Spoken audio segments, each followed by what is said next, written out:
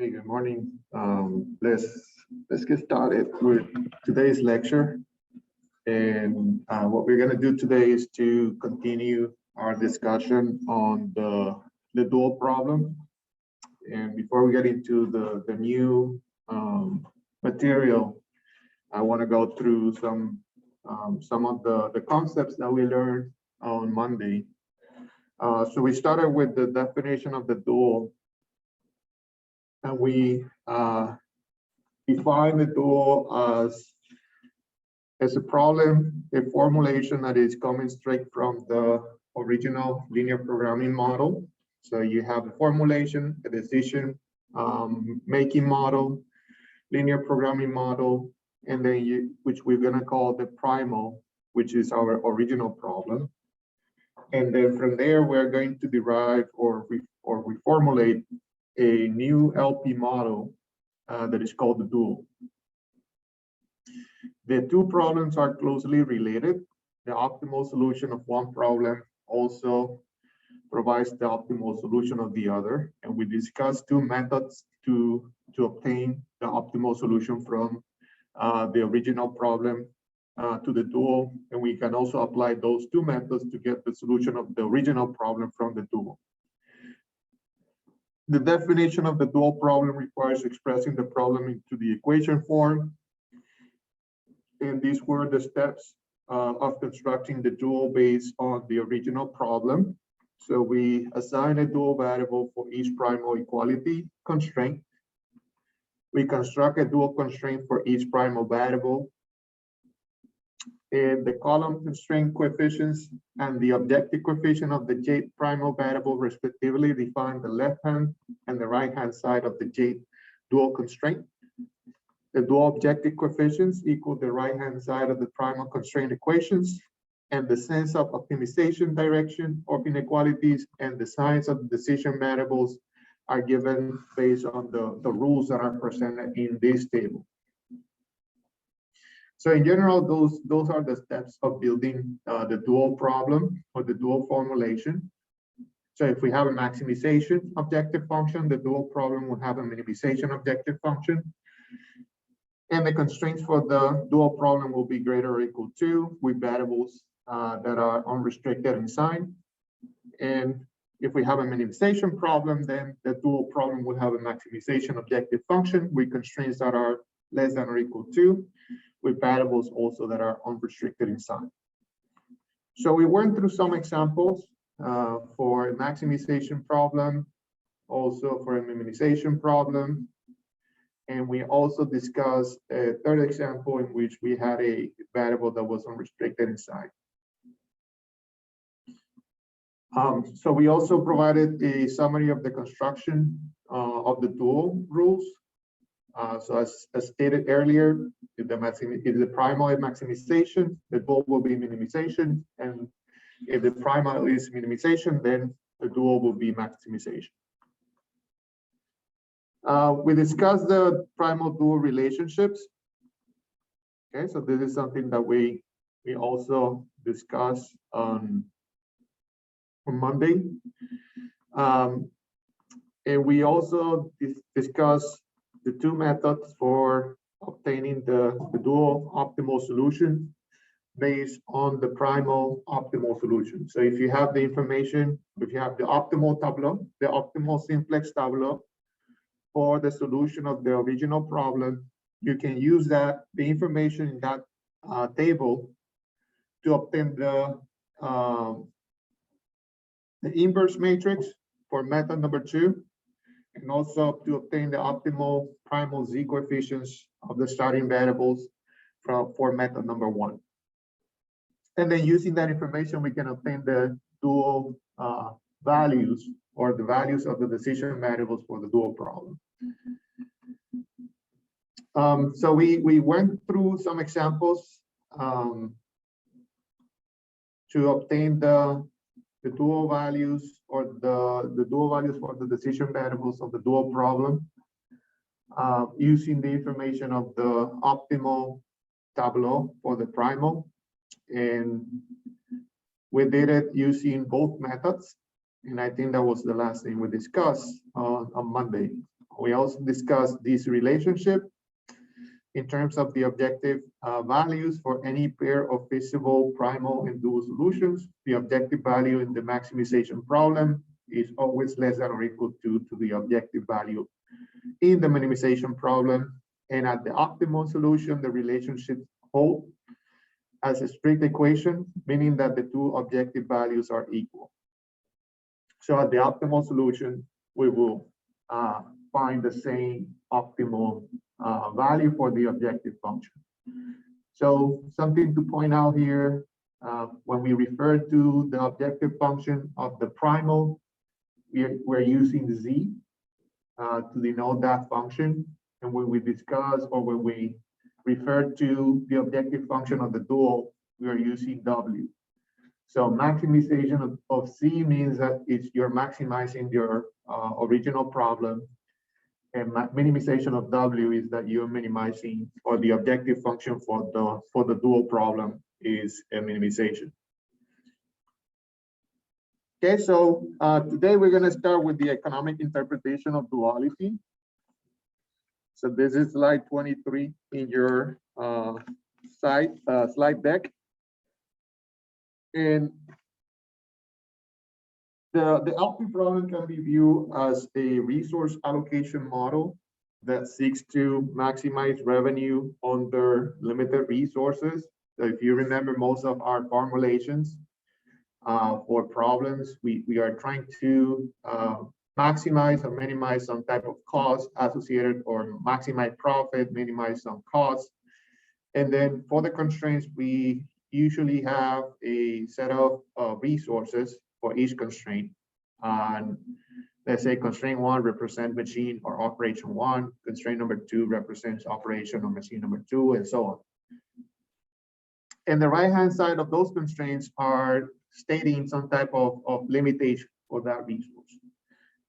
So that's typically what you see from an LP problem. And then you're trying to allocate these resources, or you're trying to make decisions in terms of which units you should produce by allocating the capability that you have on those resources. So you have limited resources and you're allocating those resources in a way that you can maximize your revenue.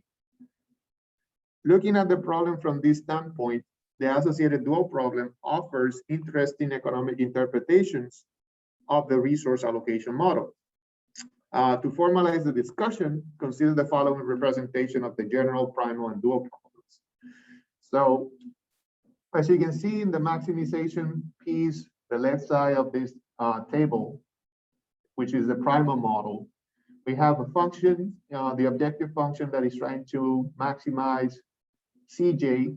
In this case, that will represent a profit. And that profit will be impacted by the number of units that you want to produce, or that the model is telling you to produce. And then you have a limitation or a constraint here that is telling you you have these many resources, or this capacity for this resource I, which is BI. And then AIJ is telling you, okay, this product J requires these many units of resource J. Resource I, sorry. And then you're trying to make an allocation of these in terms of making the optimal solution, or finding the optimal solution in terms of how many units you want to produce. And then the dual, you'll see that we don't have the resource anymore as part of the constraint, or the resource capacity as part of the constraint. That's part of now of the objective function. So that resource capacity is now part of the objective function. And the cost associated with, or the profit associated with the primal model is now part of the constraint. And we are trying to make that profit, or we are basically given a lower bound for the profit that you're making for these products. AIJ remains in the same position. And now we're going to see how that impacts our relationship. So view as a resource allocation model, the primary problem has n economic activities and m resources. The coefficient Cj is in the primal represents the revenue per unit of activity J.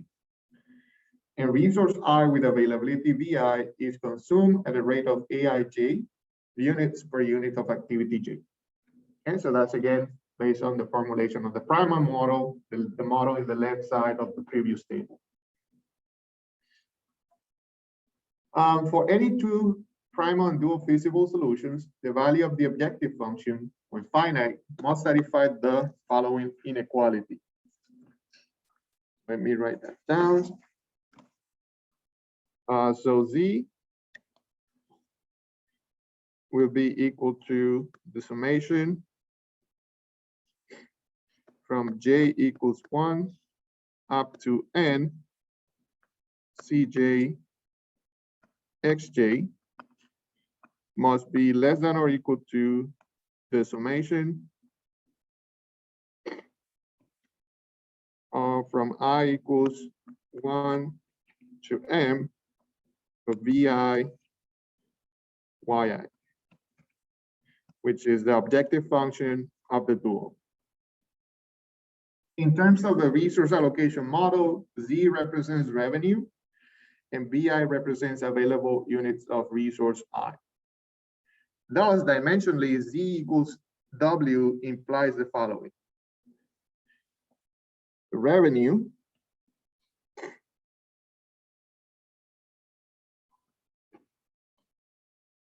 which is going to be equal to the summation from I equals 1 to M Vi Yi is equal to the summation from I equals 1 to M units of resource I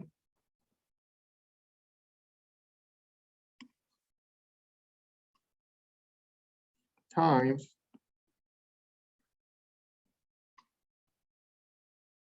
dollars per unit of resource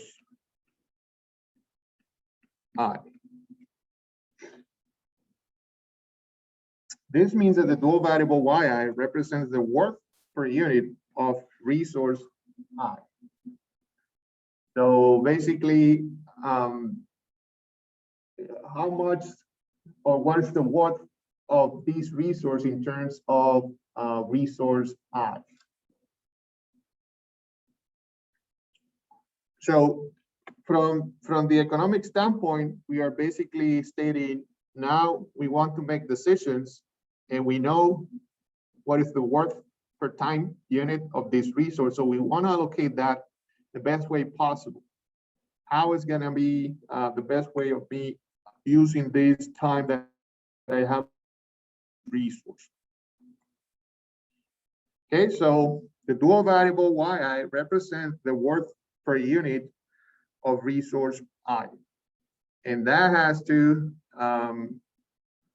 directly connected in the way that we are going to be making decisions based on our objective function.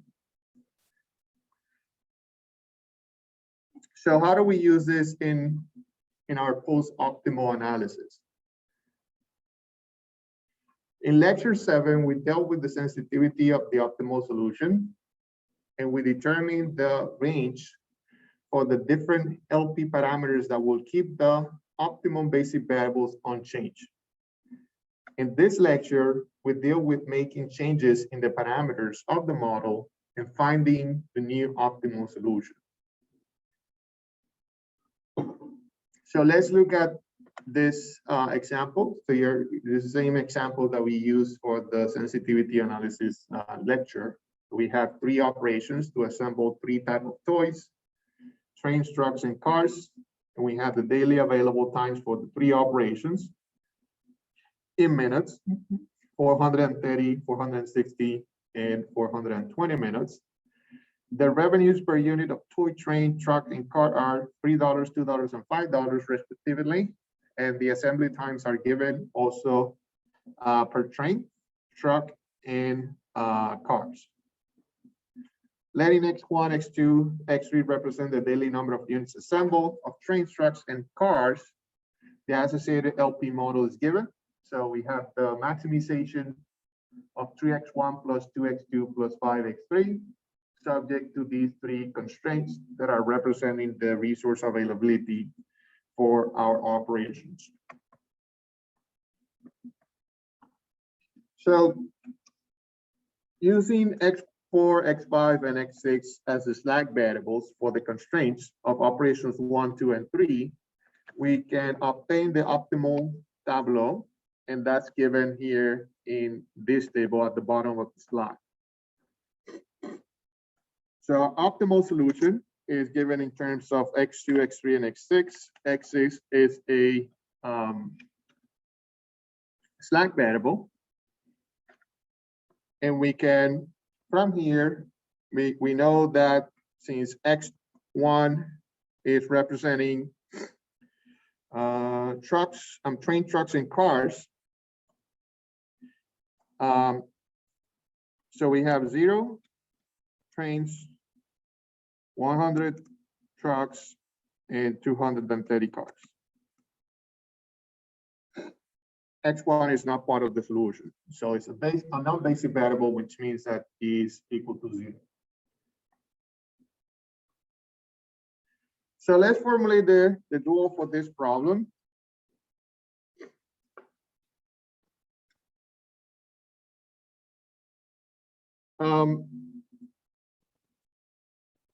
So we are going to minimize W. We're going to use the coefficients of the right-hand side. So this is 430, and we are assigning a dual variable to each constraint. So this is 430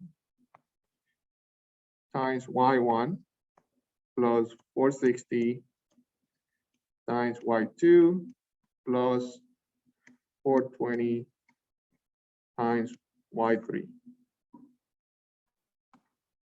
Subject to, you're going to look at the coefficients for each decision variable. So this is Y1, 1 times Y1 plus 3 times Y2 plus 1 times Y3 greater or equal to 3. 2Y1 plus 0 plus 4Y3 greater or equal to 2, and Y1 plus 2Y2 plus 0 greater or equal to 5.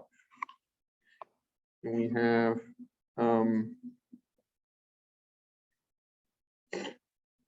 our decision variables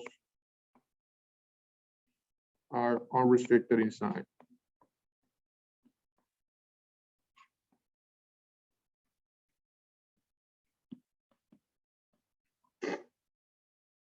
If we solve this problem using one of the 2 methods that we discussed in the previous lecture, you'll see that the optimal solution for this problem will be Y1 equals 1, Y2 equals 2, and Y3 equals 0. An objective function equals to 1,350.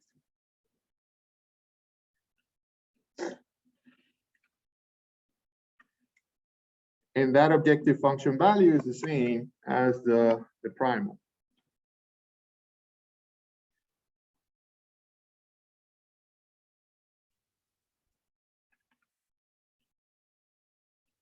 So in terms of the post-optimal analysis, we are interested in knowing changes affecting feasibility. So the feasibility of the current optimal solution is affected only if the right-hand side of the constraint is changed. This change requires recomputing the right-hand side of the tableau using this formula. The new right-hand side of the tableau in iteration I will be equal to the inverse in iteration I times the new right-hand side of the constraints. Okay, so now we want to know, we change the right-hand side.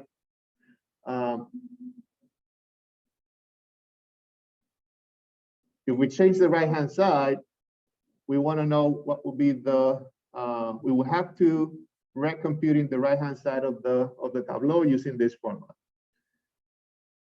Okay, so it's the inverse of in that iteration times the new right-hand side of the constraints. Recall that the right-hand side of the tableau gives the value of the basic variables.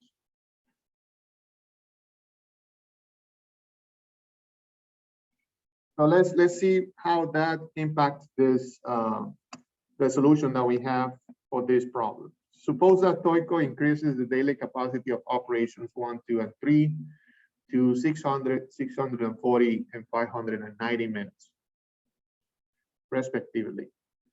How will this change affect the total revenue? So remember, our original coefficients were 430, 460, and 420. So originally, we have 430, 460, and 420. So we are basically increasing each of the time for each operation.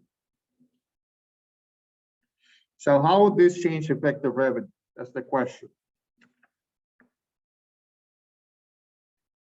And so with these increases,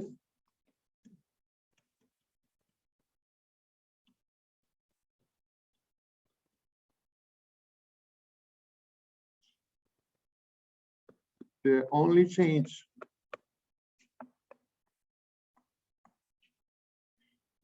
that will take place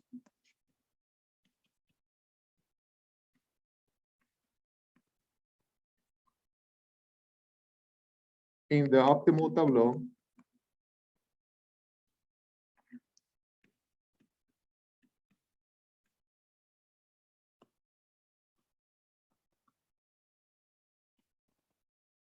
is the right-hand side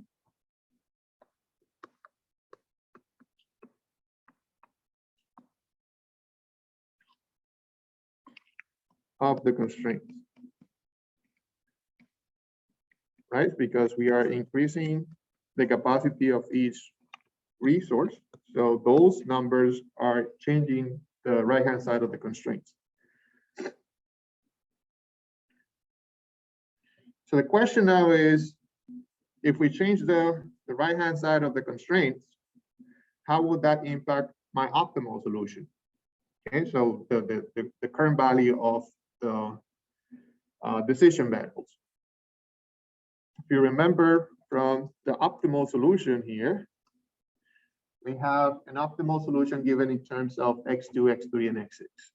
Okay, and if you remember from our previous discussion, we are going to be using this piece of the tableau because that's the piece of the tableau that is giving us the inverse of the solution. And that's where the initial solution was located in the initial tableau. So we have in the initial tableau, we have the identity matrix. So I want to know what, if I make those changes, what will be the value of my optimal solution, which is stated in terms of x2, x3, and x6. So what this is telling us is our solution is going to be given by the multiplication of the inverse times the new right-hand side of the constraints. So I'm going to use the inverse. The inverse, again, is located in the optimal tableau, where the initial solution of the problem was located. So this is our inverse. So this is 1/2 0 minus 2 minus 1/4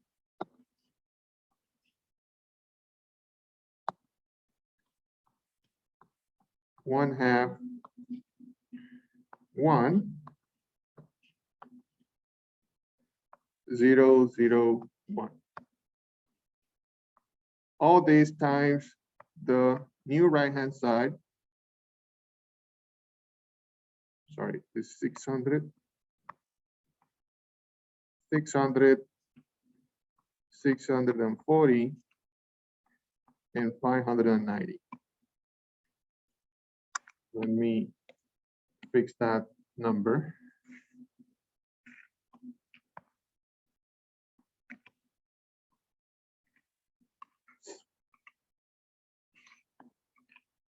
So this is 600. Yes.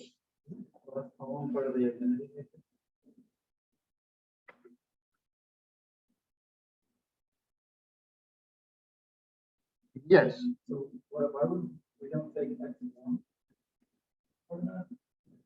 No, what this is saying is this guy was part of the initial solution, and at the optimal solution, he's still part of the optimal solution. Okay, so he was always part of the initial solution. So that's why this column still represent that identity matrix. He was never removed actually from the basic. Yeah. We are concerned, yes. So in this case, for this problem, since all of them were less than or equal to constraints, the initial solution was given in terms of the slacks. And we know those were located here. And the original tableau, we have the identity matrix in that shaded area. As we progress with the solution and we find the optimal solution, we're going to go back to that area and find out the inverse. This X6, based on this solution, he never left the basic set. So he was always part of the solution as a slack. Good question. But when we refer to the inverse, we always look for the area where the initial solution was placed in the tableau. So now we are multiplying these two. If you remember your linear algebra, this will be equal to 140, 320, and 30. So by increasing this to 600, 640, and 590, we're also increasing the number of units that we are producing for X2 and X3. And if we look at the solution, the current basic variables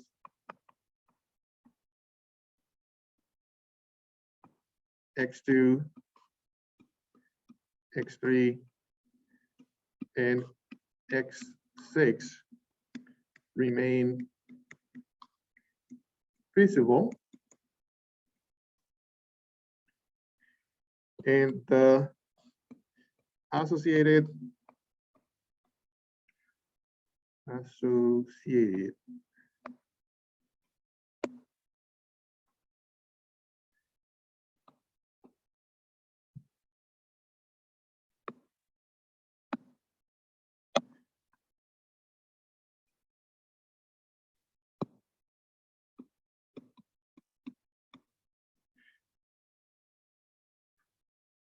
optimum revenue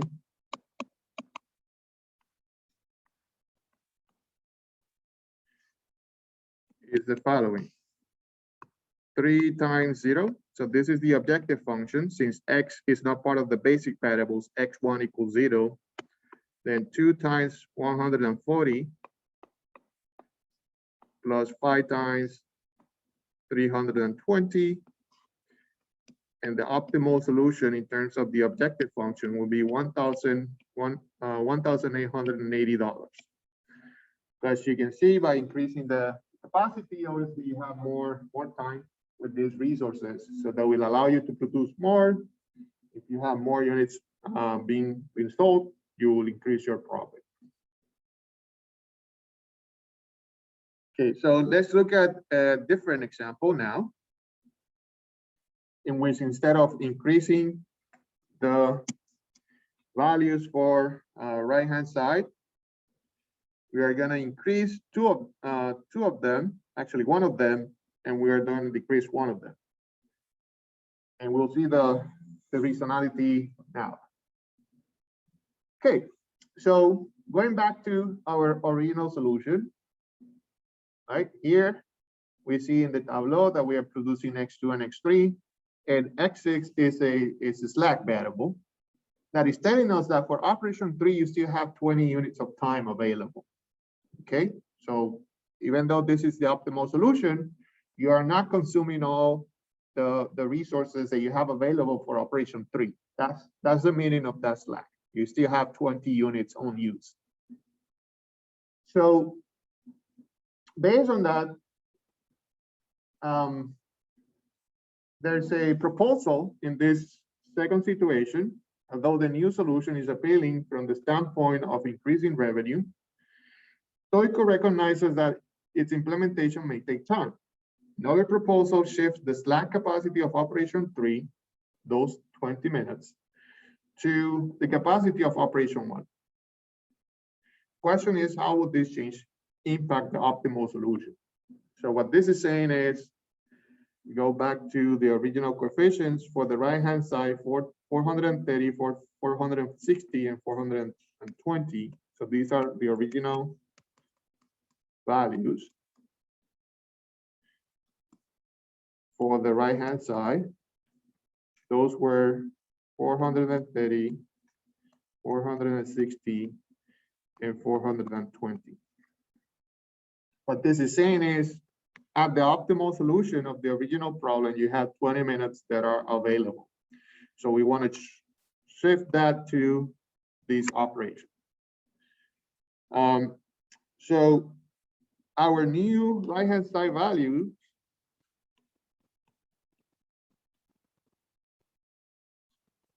will be the following: 450, 460, and 400. And so we are shifting those 20 units to the operation, the first operation. So now we have 450, 460, and 400. Under the assumption that we are not going to need that extra slack for the third operation. Question is, what will be the impact of making that change? Is that something that will be practical in terms of implementation? So, as I stated already, capacity mix of the 3 operations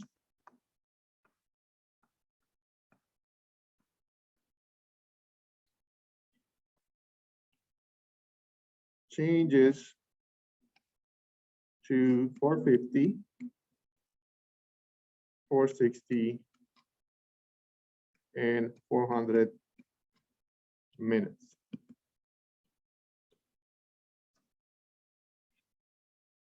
The resulting solution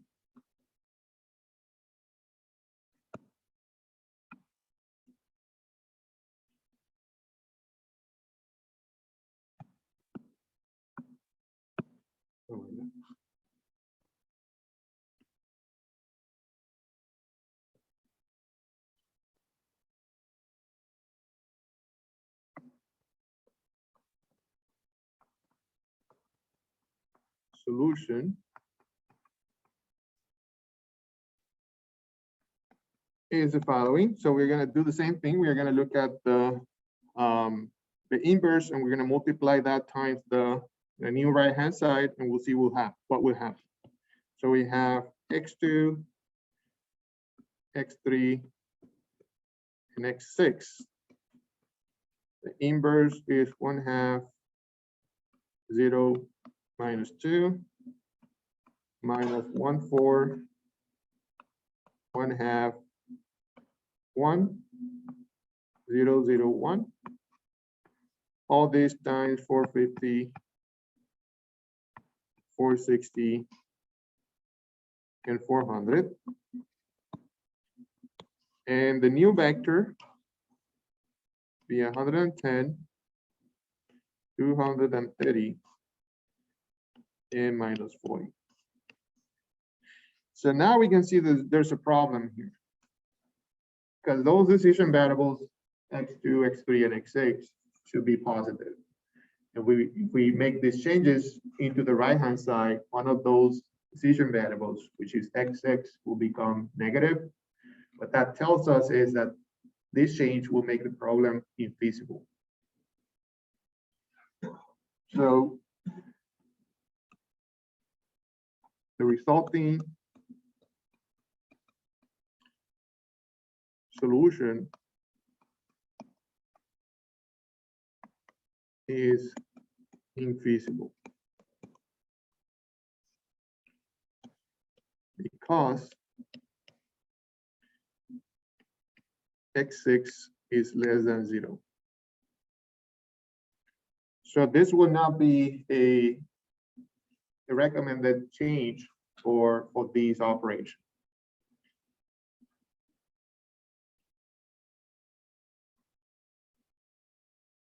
Okay, so those two examples are focusing on the right-hand side of the constraints. Now, as we did in the previous lecture, we also want to consider changes in the objective coefficients. So these changes affect only the optimality of the solution and require recomputing the zero coefficients or the reduced cost according to the following procedure. So we are going to compute the dual values and then substitute the new dual values to determine the new reduced cost in the zero coefficients. So let's look at the first situation. We have a Toyko model. Suppose that the company has a new pricing policy to meet the competition. So the unit revenues are $2, $3, and $4 for train, trucks, and cars.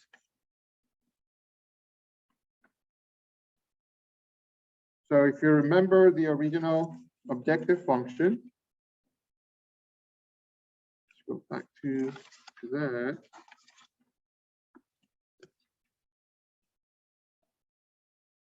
We have $3, $2, and $5. Original objective function coefficients. Those were 3, 2, and 5. So what they're proposing now is let's increase the revenue, decrease the revenue for the first product from 3 to 2, increase the price of the second product, and decrease the price of the third product. So we want to see how that impacts the solution. So let's go through the process. The new objective function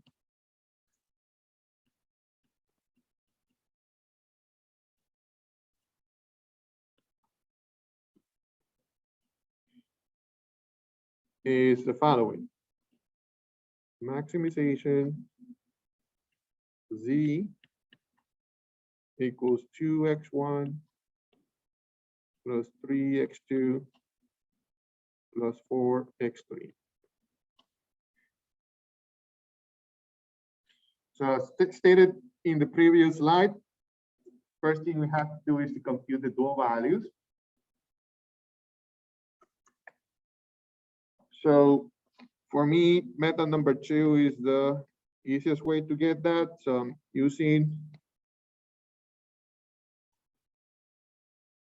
method number 2, which we discussed on Monday, to obtain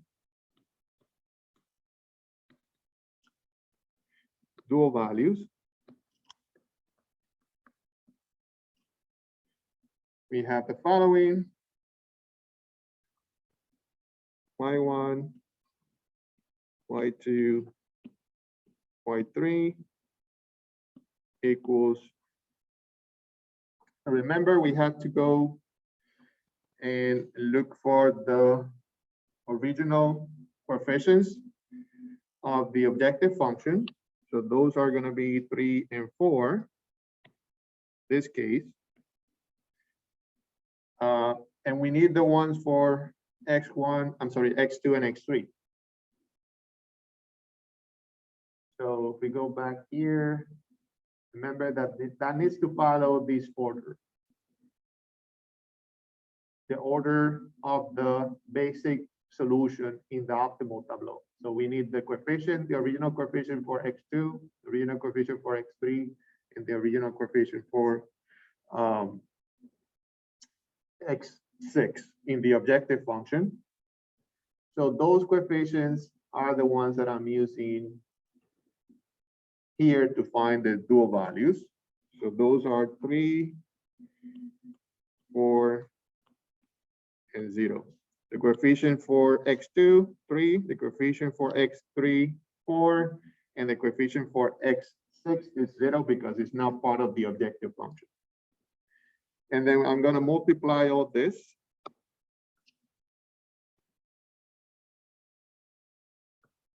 by the inverse. So it's minus 1, 4, 0, 0, 1/2, 0, minus 2, 1, 1. And this is equal to 3/2, 5/4, and 0. So those are the dual values for this problem.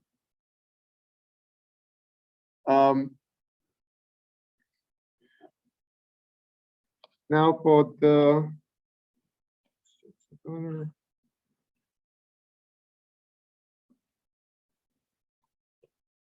objective 0 computations.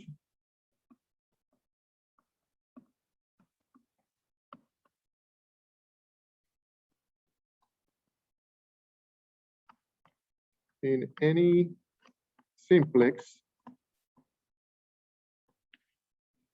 iteration,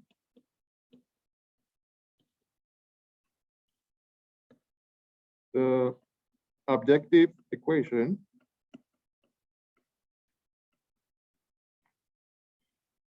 coefficients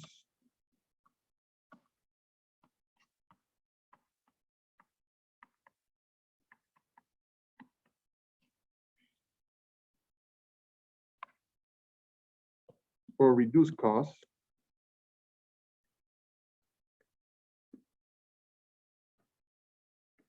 of xj is computed as follows.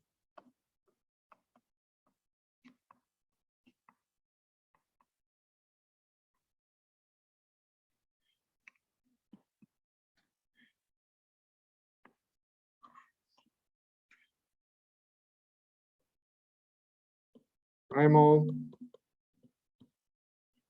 z equation coefficients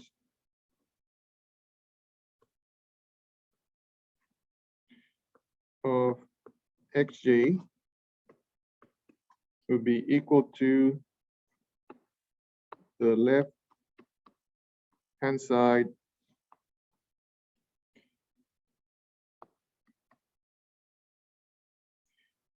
of the j dual constraint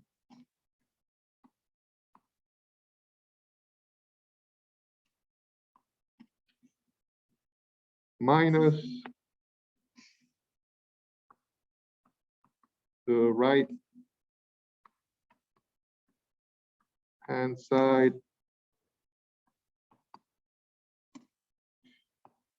of J dual constraint.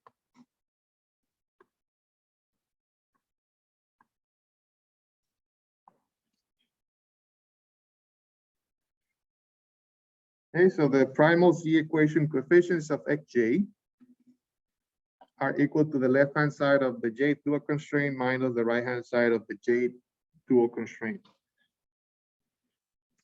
So it is not necessary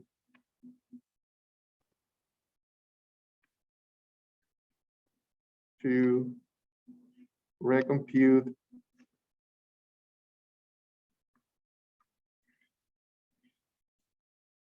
the objective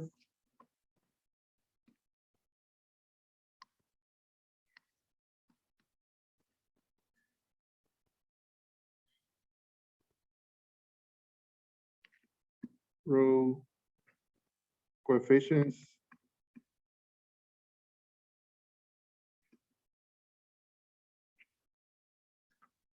of the basic variables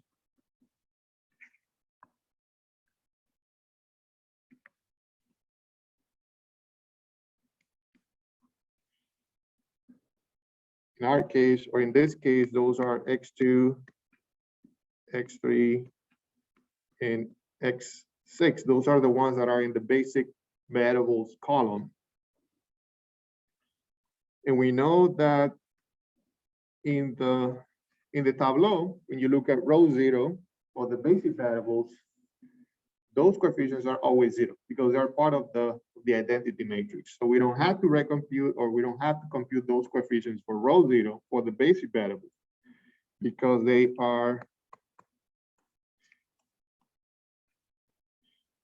always 0. And that's always true for the basic variables.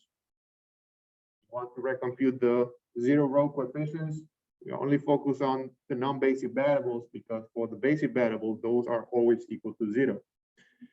So we're going to recompute the reduced cost of X1, X4, and X5.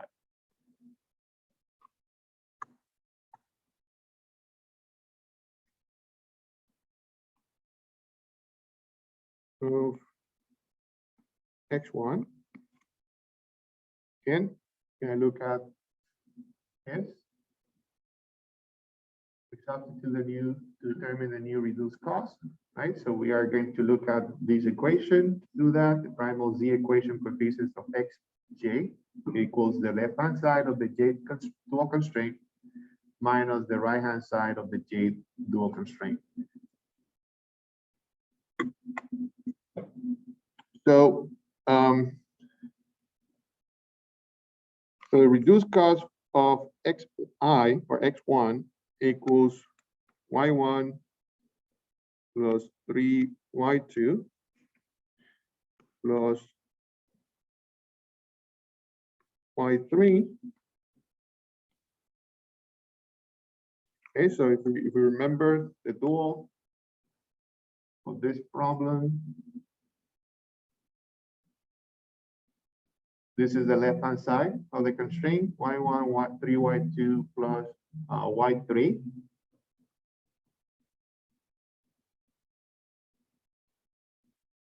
And that's what we're using. This is the left-hand side of the J constraint for X1. For the first constraint, Y1 plus 3, Y2 plus Y3. And then the minus, as the equations is saying here, the right-hand side of the J dual constraint. So minus the right-hand side of this new problem will be the coefficient in the objective function associated with X1.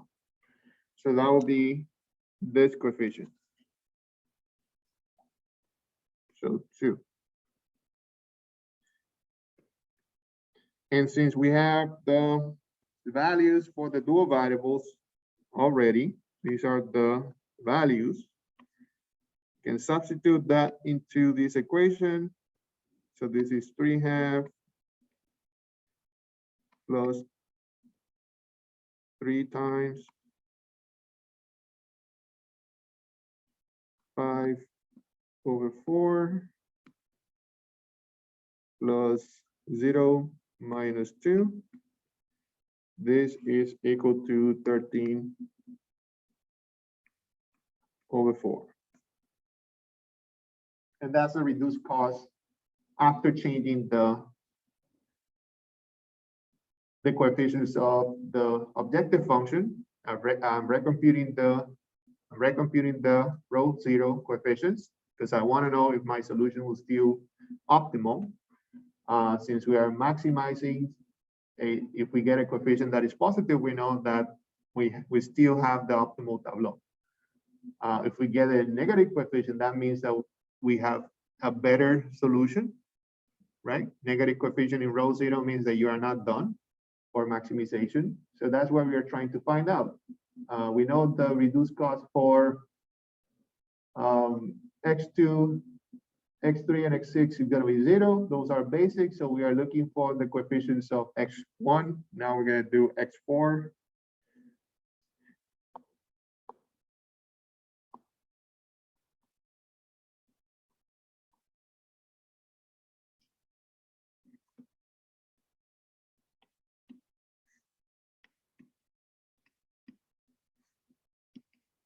So we do the same thing.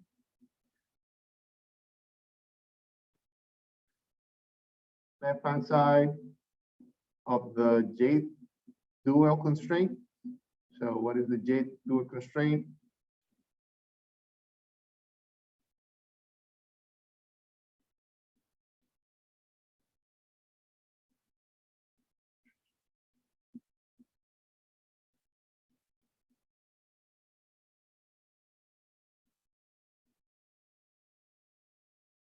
So those are going to be associated with 4. And okay, so those are the non-negativity coefficients. So basically y1 is unrestricted on sign, and y5, I'm sorry, y1 unrestricted in sign and y2 unrestricted in sign. So for the reduced cost of x4, fourth constraint is just y1 by itself, and minus the right-hand side of the J dual constraint. So x, and that will be 0.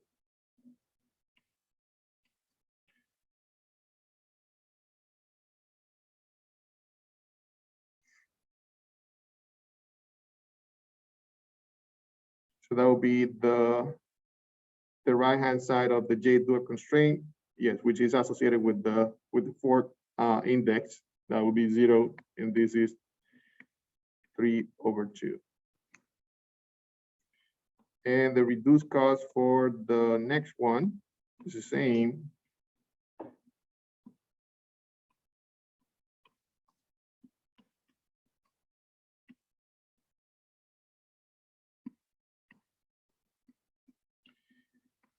And J2 is 5/4. So that will be the, so after finding those reduced costs, we can see that all of them are positive. So the current solution remains optimal.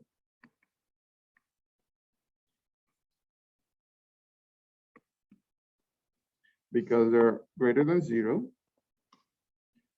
And the new objective function will be equal to 2 times 0 plus 3 times 100 plus 4 times 230.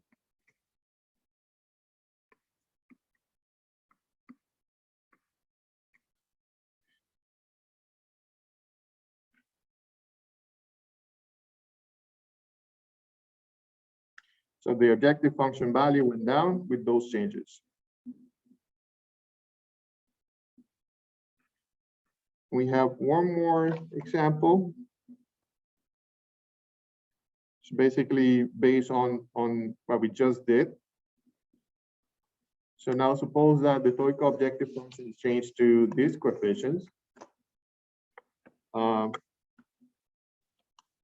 question is incorrect. The question should be, will the optimum solution change?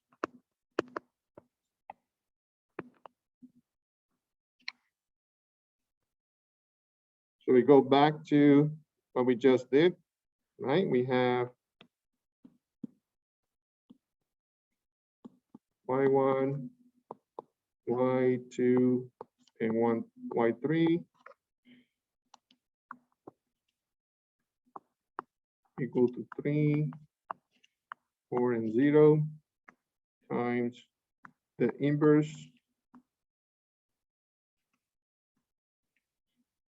0, 1/2, 0, minus 2, 1, and 1. And this is going to be equal to 3/2, 5/4, and 0. And we are going to compute the reduced cost. So reduced cost of x1 will be again the left-hand side, y1 plus 3, y2 plus y3 minus 6. And this is going to be minus 3/4. And right there we can stop because this is negative. So the new reduced cost is basically telling us is less than new reduced cost is less than 0.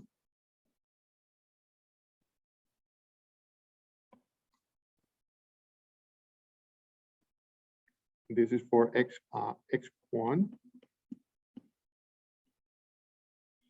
And that shows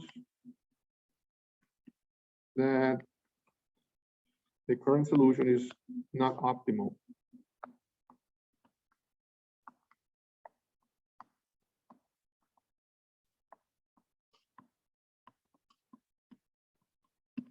So we will have to solve the problem to optimality. But this is telling us now, if you make these changes at this point, you change the coefficients, the reduced cost for x1 is negative.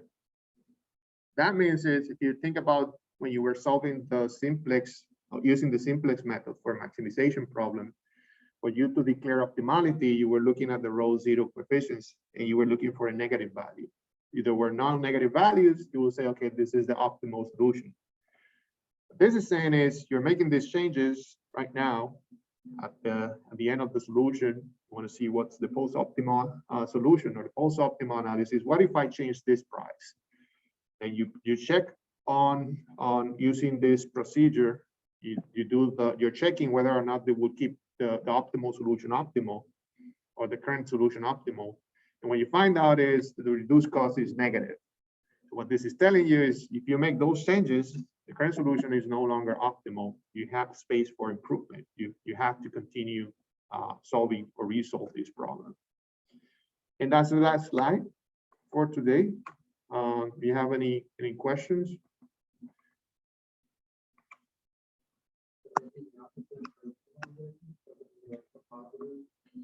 Yes, correct. If it were a minimization problem, then you're looking for making sure that all the reduced costs remain negative. But if you find a positive number, then that means that you are not achieved the optimal solution. So you have to resolve the problem. Any other question? Good.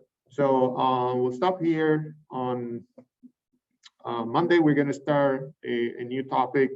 We're going to look at the transportation model in detail. It's a very practical problem. We're going to discuss that in detail. And then after that, we are going to start looking at, if you remember, at the beginning of the semester, we mentioned that solutions that we were getting from this problem, even though we needed integer solutions, some of them were not providing integer solutions, and we were going to go into how to fix that problem. How can you force your model to give you optimal solutions that are integer? So after discussing the transportation problem, we're going to discuss what is called integer programming.